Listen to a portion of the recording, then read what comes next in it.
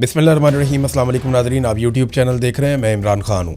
इमरान खान साहब को 25 तारीख को इंजेक्शन लगाया जाएगा, ये हुकूमत ने दावा किया था।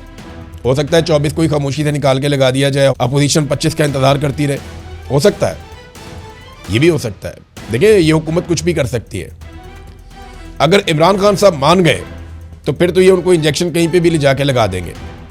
लेकिन अगर इमरान खान साहब ने ये कहा कि मैं इंजेक्शन नहीं लगवाता, देखिए ना, ये ऑप्शन है ना। एक तो इमरान खान साहब को फिक्र है अपनी आंख की और वो ये चाहते हैं उनकी आंख ठीक हो, तो उन्हें ये रिस्क नहीं लेना चाहिए कि उनकी फैमिली को बुलाते हैं या नहीं बुलाते, उन्हें कोऑपरेट करना चाहिए इलाज के लिए। लेकिन एक पॉसिबिलिटी ये भी है कि वो कहें कि मैं इंजेक्शन लगवाता ही नहीं जब तक कि मेरी फैमिली नहीं आ जाती, मेरे डॉक्टर्स नहीं आ जाते, मुझे उनसे बात करनी है। तो फिर इनको मिलवाना भी पड़ेगा। तो ये एक अजीबोगरीब सूरत हाल है। बहरहाल कहाँ लेकर जाते हैं, किस तरह लेकर जाते हैं, किस तरीके से करते हैं, हम कुछ कह नहीं सकते। लेकिन 25 तारीख का दावा किया जा रहा है और तहरीके तहफ़्फ़ुज़ आईन पाकिस्तान ने मुतालबा किया है कि शिफा इंटरनेशनल अस्पताल में लाया जाए, वहाँ पे ये प्रोसीजर किया जाए और डॉक्टर आसिम और डॉक्टर फैसल की मौजूदगी में ये होना चाहिए। जबकि तहरीके इंसाफ और इमरान खान साहब की फैमिली का मुतालबा है कि इमरान खान साहब की बहनों को या फैमिली को भी वहाँ पर होना चाहिए। अब नाज़रीन, इस मामले में अयाज सादिक साहब की भी एंट्री हो गई है। अयाज सादिक साहब कहते हैं, ये स्पीकर हैं कौमी असम्बली के, कि मुल्क से मैं बाहर था जब डॉक्टर ने इमरान खान को देखना था। मुझे मोहसिन नकवी का फ़ोन आया, मैंने बैरिस्टर गौहर को पैगाम दिया कि मर्ज़ी के डॉक्टर्स और फैमिली मेम्बर्स का नाम दे दें।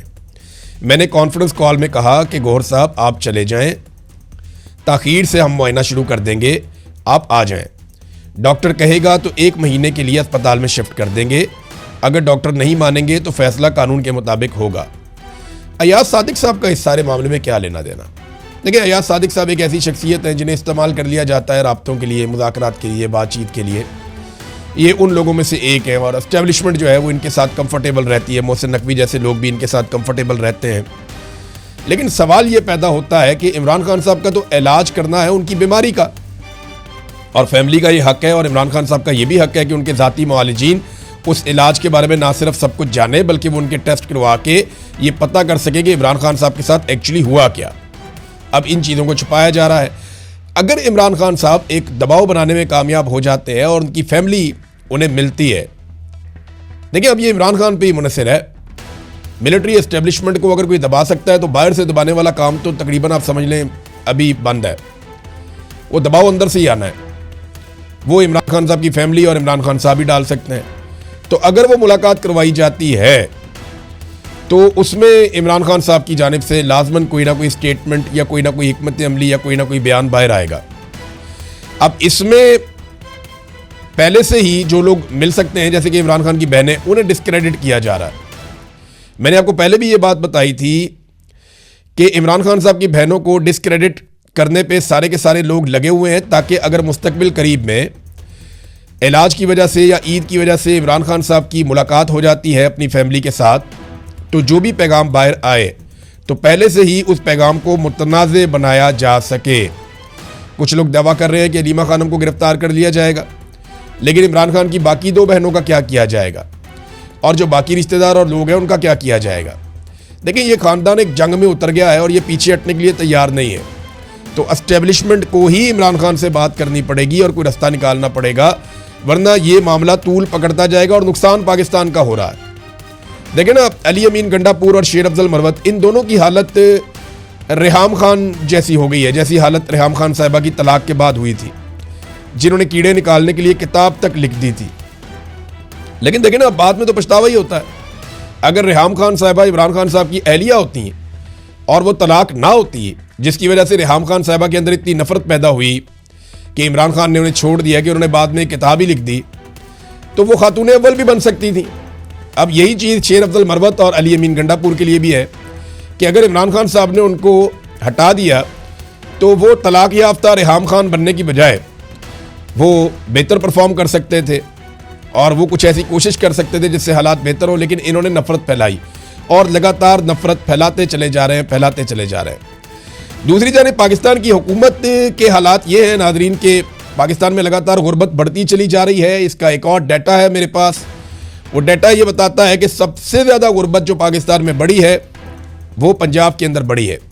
यानी 39% के साथ पंजाब गुर्बत में सबसे आगे निकल गया है। ये इजाफा हुआ है गुर्बत के अंदर।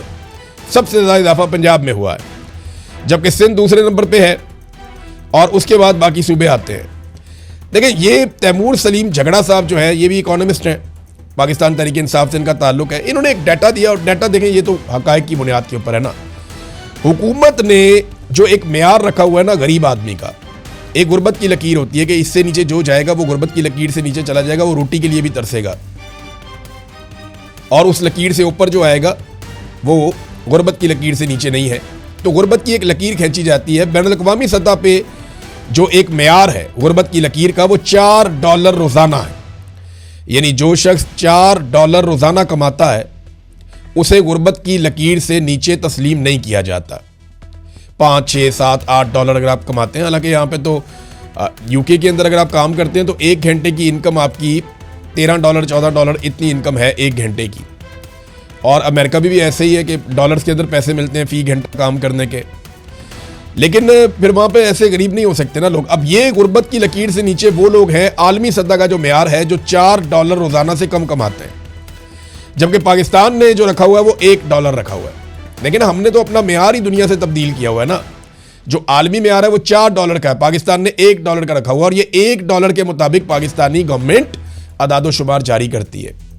और अगर आप आलमी मेयार के मुताबिक देखें तो पाकिस्तान का हर दूसरा शख्स गुर्बत की लकीर से नीचे ज़िंदगी गुजार रहा है, क्योंकि पाकिस्तान में ज़्यादातर लोग ऐसे हैं जो रोज़ाना $4 नहीं कमा पाते।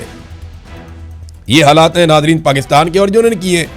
और इतनी गुर्बत वाले सूबे के अंदर जहाँ सबसे ज़्यादा गुर्बत बड़ी है, उन्हें जहाज़ चाहिए इंजॉय करने के लिए, अय्याशी करने के लिए। और अब ढिठाई के साथ कह रहे हैं जनाब हमने ले लिया तो क्या हुआ। वो अज़मा बुखारी वो स्टेटमेंट देने के बाद ऐसी गायब हुई है, वो झूठ पे झूठ, झूठ पे झूठ। ये इंफॉर्मेशन मिनिस्टर है या डिस इंफॉर्मेशन मिनिस्टर है?